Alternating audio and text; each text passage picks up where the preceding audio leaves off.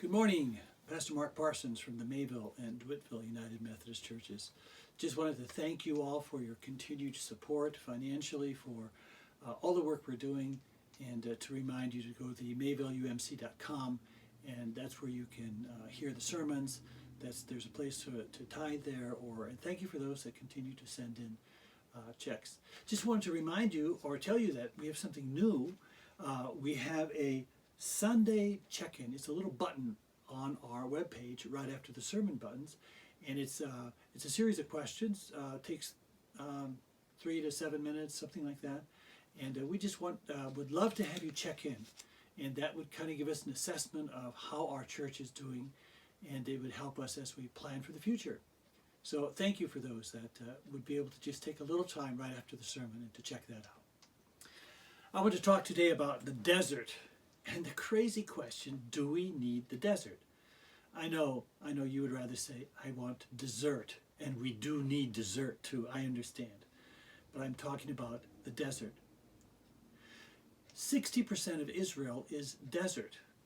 Who would have thought that this is the promised land, and most of the promised land is desert.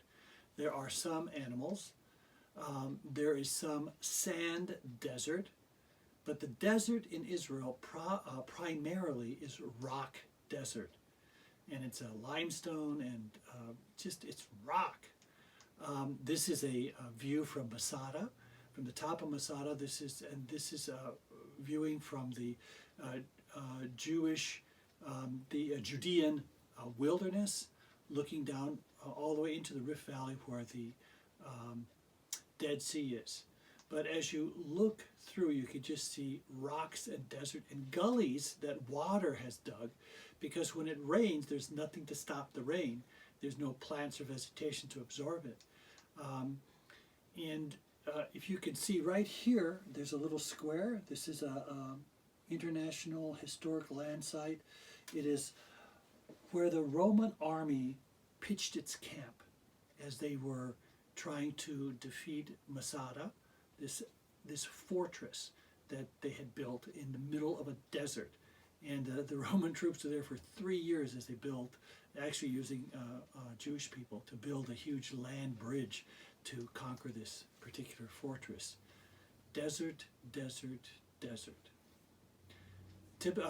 Definition of a desert is some place where it rains less than 10 inches a year, but here there's virtually no measurable rain. The desert, where we see our blessings. Is this possible?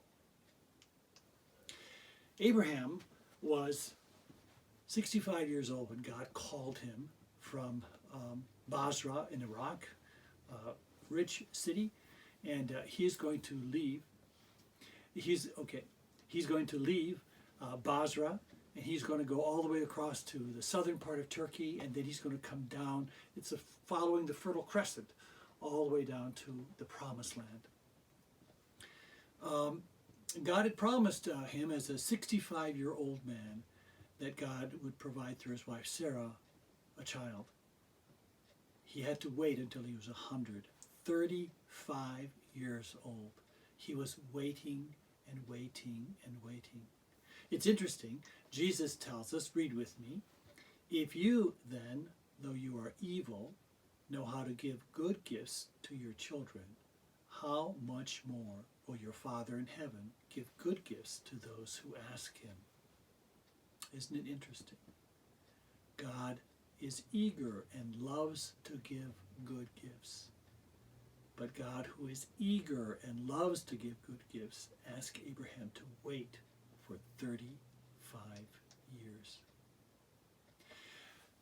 My summers when I was in college, I used to sell books door to door, and we would go calling cold. We would ask people who this person was, where they lived, and we would try to get pre-approached so we would get names. We would work 12 and a half hours a day. We'd knock on the first door at 8 o'clock in the morning and often worked through to 9:30 at night. And the first 2 weeks, we would get this 80-hour a week. We would get this special coin if we started the summer by working at least 80 hours a week. And at the end of the summer, I'd go back to college, and I did this for a number of summers, but when I went back to college, it's like college was vacation. Vacation compared with all the hours I spent selling books. My youngest daughter, her first car, had these roll-up windows. You had to manually roll them up, and there was no electronic locks. You had to physically lock it, and physically make sure the other door was locked. Her first job was working at the Resource Center with severely handicapped people, and as a single person, and as a person that didn't smoke, she wouldn't go out and have her 15-minute break every couple hours. She would be asked to serve, to fill in if somebody was sick. She would work overtime. She would work when everybody else had Christmas vacation and things like that. She was always working in severe, difficult conditions where people really couldn't do very much for themselves. And fortunately, this desert of a job that she went through, any car she has from now on is going to be a really good car compared with that first car. Any job she has is going to be really easy compared with that first job, where people couldn't even eat food. They would have to be pureed. And it was just a lot of hands-on, a lot of personal attention to these people. That was the desert through which she went that made her life seem and she was able to see her whole life in a different way. Some people have the goal of winning the lottery. I remember being at a place where a guy was spending all this money on the lottery, and he was just commenting how he couldn't spend another $100 because his wife or his live-in would get mad at him for spending all the money they had on the lottery. The crazy thing about the lottery is if you actually win the lottery, it virtually ruins your life. You just have to look at the history of people that have won the lottery. It is an incredible curse. It is difficult to deal, in the best of circumstances, with lots of money or fame. Suddenly, you don't know if a person's a friend or if they're a friend because you have money. All your relatives that you've never seen before suddenly appear, and they're so glad to be your relatives. You don't know who your friends are. You don't know who your enemies are. You can't tell because of the curse. Actually, being a very successful person is similar to that. It's very difficult. Being a very successful person is very difficult. What do you do with the fame? What do you do when people just hang on your every word, and you know you're just as stupid as anybody else, and yet they hang on every word? How do you deal with that? Really, really difficult. Read with me from Romans, where the Apostle Paul is talking about how important faith is and how important Abraham was for us. If, in fact, Abraham was justified by works, he has something to boast about, but not before God. What does Scripture say? Abraham believed in God, and it was credited to him as righteousness. Here was this man that loved God, believed God, and God was pleased and credited that faith that Abraham as something that really was good. Yet Abraham was not a perfect man. Abraham had a beautiful wife. And as he traveled, because he was biological, actually she was a half-sister to him, he would introduce her as his sister. Because in this culture where there were no rules and laws, whenever you traveled, the neighboring king, who might be the strongest person, stronger than you, would come and take whatever he wanted from you. And so if you had a beautiful wife or beautiful sister, the king could just say, I want her, and take her. And we find plenty of examples of this as kings conquer other countries. But Abraham slipped up, and he actually did it a number of times. And this is the second time it happened. Read with me. Now, Abraham moved on from there into the region of the Negev. That's the desert. He was moving to a desert and lived between Kadesh and Shur. For a while he stayed in Gerar, and there Abraham said to his wife Sarah, she is my sister. And Abimelech, king of Gerar, sent for Sarah and took her. You see what's going on? Abraham gets his wife to agree to introduce herself as his sister. The king says, there's a hot chick, I want her. And he gets her. He took her. But God came to Abimelech in a dream one night and said to him, "You are as good as dead, because the woman you have taken, she is a married woman."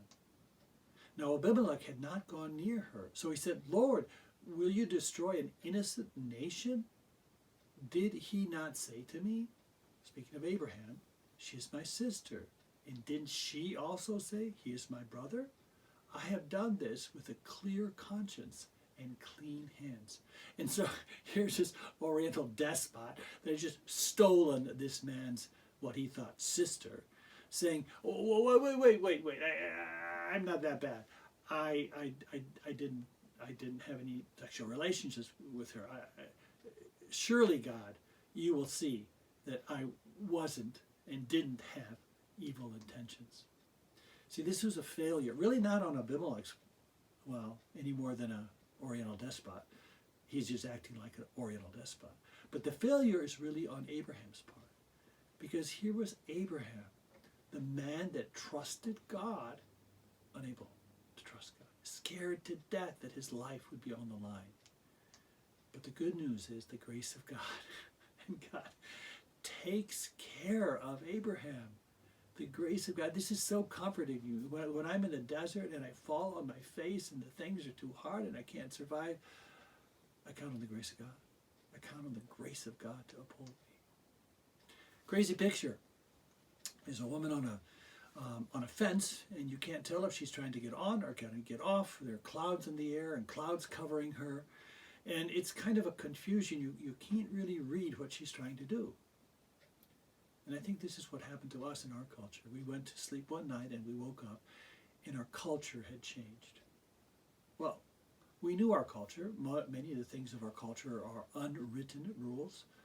But when we like somebody, we look them in the eye, we smile, we go over to them, we stand near them, we often touch them in appropriate ways, or we hug them. And we show how we like people in our stance. And, in Honduras, one of the funny things, when people point to things, they use their lips. They point like this. It's very strange for us Westerners. Why are you doing that with your lips? In India, a person's comfortable just speaking like this, very nice, very nice. And in the West, we say his head is saying no, and his mouth is saying yes, and it's so good, because body language makes all the difference. I think of blind people and how they must perceive these things, these appropriate body language signals, in different ways. It'd be fascinating to talk. How do they tell how far away you are, how they like, whether you like them or not? Can they tell that in the tone of voice? What do they do? Well, these rules changed for us. So suddenly this rule of, I like you, I would like to stand near you, is because I like you, I don't want to share possible germs, I will stay away from you. Because I like you, I won't touch you. I just ran into a friend the other day in the supermarket, and it was very odd. His face was covered, and I looked at his glasses and I said, I know that person. Who is that person? He appeared a little bit skinnier than I remembered. He looked skinnier, but I recognized the glasses, and I had to go 2 or 3. Oh, that's my friend. And when we recognized each other, I also had a mask on. He wanted to bump fists, and I said, no, we can't touch. But we just bumped elbows. But really, even bumping elbows, it's like, wow, I need to stay 6 feet away from you. Well, we walked around with each other in the supermarket a little bit and walked him out to the car. We kept our distance. We're able to talk. But the normal things, the smiles, the I recognize you, how good to see you, let me shake your hand. All those things were now declarations of, I want to share my germs with you. I want you to die. And so that's why parents or grandparents can't even go see their grandkids. They said, we don't want to share our germs, possible germs. We can't even hug you. We can't even talk with you. And so we went to bed in one world. We woke up in another, and there's real confusion. It's kind of a desert time in terms of our understanding how to share appreciation and love with one another. We have to give each other a lot of grace, because I'm now doing things that seem harmful or repulsive, but I'm doing them because I love you, and we need to extend grace to each other because it's such a difficult time for us. When the children of Israel came out of Egypt, Moses brought them down to Mount Sinai, where they stayed for about a year. And in the fifth book of the Pentateuch, in Deuteronomy, it means the second law, Moses has a number of dialogues, and he explains to the children of Israel why this happened. Until very recently, 150, 200 years ago, history was about why, not about what happened, but why. And so the Bible goes through the why it happened. And this is what Moses said. Remember how the Lord your God led you all the way into the wilderness those 40 years to humble and test you in order to know what was in your heart, whether or not you would keep his commands. He humbled you, causing you to hunger and then feeding you with manna, which neither you nor your ancestors had known, to teach you that man does not live on bread alone, but on every word that comes from the mouth of God. So God very deliberately humbled the people. He fed them, and there was a purpose to this. He fed them with something they had no idea what it was, but he wanted to teach them something. He wanted to teach them that you can't live on the stuff out there. You can depend on me. I'm the one. I'm the one. That is my very words that give you life. And Jesus quotes this when he too is tempted. You see, when they went out in the wilderness, they were dead. But when God led them, there was life, because God provided that without which they could not live. This is how Rob Renfro says it. It is in the wilderness, when our lives make no sense, that the illusion that we are in control is taken from us, and we learn to depend on God. See, once everything else fails, we realize what we thought was really important isn't. And we see in a new way that God is really somebody, the one around which we want to make our life. So we often look to the provision. As Americans, we are known for throwing money at problems.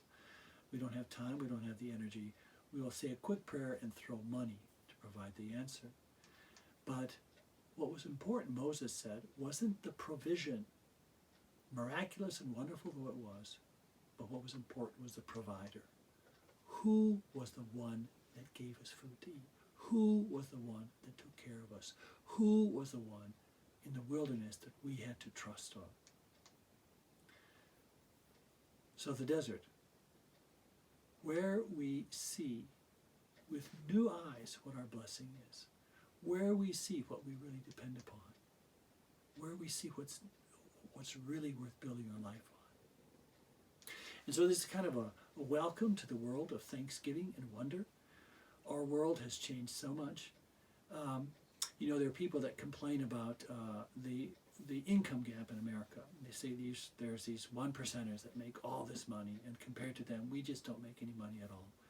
And I kind of scratch my head in awe, because anybody that lives in America is a one percenter. In the history of the world, we are living better than practically any other generation of people, ever, ever, ever.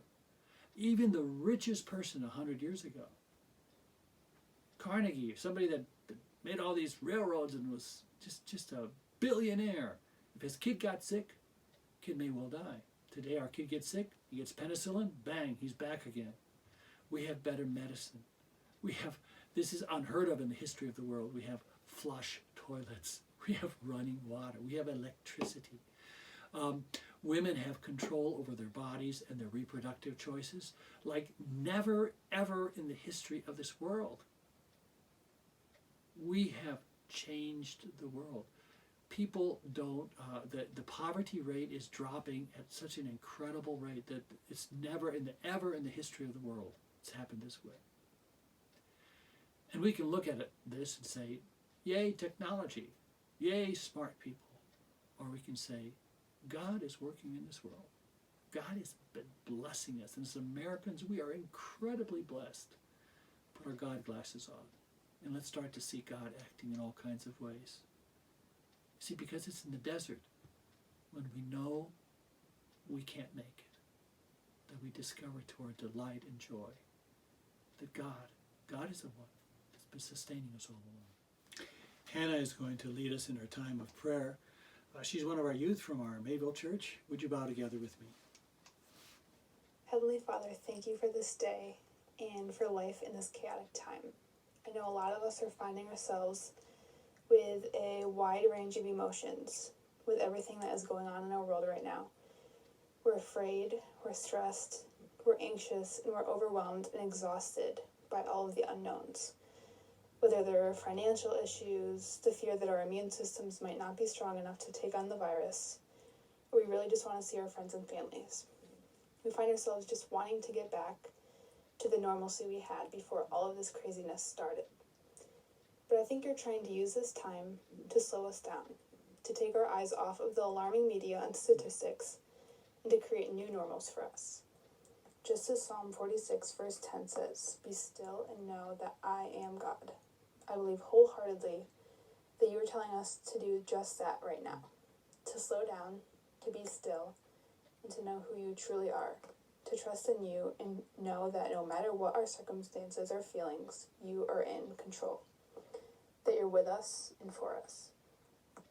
God, I pray that whoever is listening to this, in whatever circumstances and whatever feelings they find themselves with, will be reminded of who you are, and that you will comfort them in the midst of this storm.